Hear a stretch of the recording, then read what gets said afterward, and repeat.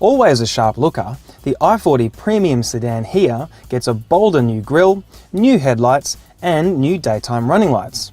There's also been a small tweak under the sleek bonnet, with the now standard 1.7 litre turbo diesel engine getting small power and torque increases.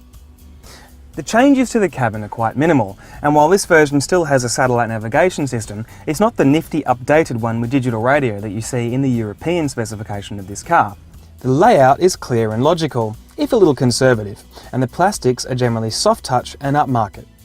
Now this top spec version retains most of the equipment that its predecessor did, and yet it's $4,000 cheaper than it was before. There's some really nice luxury car touches like these beautiful heated leather seats and the full-length panoramic sunroof. The electric park brake and auto hold function are nice touches as well.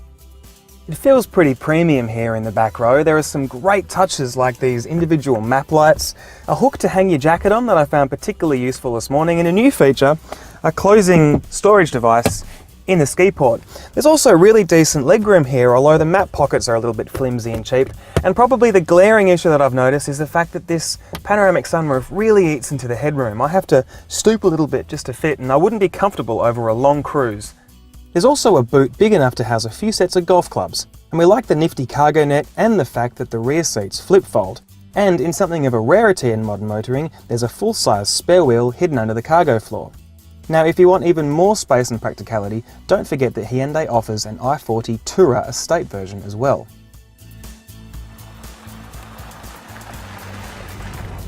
With Hyundai's decision to recently add the petrol-only Sonata to its range, the company has made the wise decision to now offer the i40 sedan as a diesel-only proposition. And it remains an exceptionally quiet and refined unit, though despite the power increases it's still no firebrand. Hyundai has replaced the old 6-speed automatic transmission with a new 7-speed DCT dual clutch unit. And like any dual clutch unit, it takes a little bit of getting used to around town, but it doesn't have some of the inconsistencies and gremlins that other boxes of this type have exhibited in the past. In a segment full of sharp handlers, the i40 has always been one of the better offerings, and that remains the case in this iteration. Hyundai's Australian suspension tuning arm has also made some worthy changes underneath. This car feels a little bit softer and more compliant around town, and the turn-in and initial bite feels a little sharper than it did before. Perhaps the only dampener on an otherwise fine driving experience is there's probably a little bit too much tyre roar emanating into the cabin. While a new DCT might take a little bit of getting used to, the fuel economy savings are obvious. Hyundai claims that you'll use only a tick over 5 litres every 100 kilometres, which is fantastic for a vehicle of this size.